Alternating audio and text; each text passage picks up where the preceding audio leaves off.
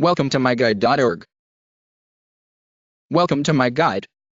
In this guide, we will learn how to activate chatter in Salesforce Lightning. Click the gear icon. Click Setup. It opens in a new tab. In the Quick Find box, enter Chatter Settings. Click Chatter Settings. Click Edit.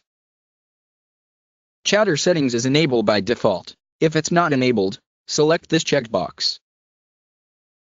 You can also customize all the remaining fields by selecting checkbox.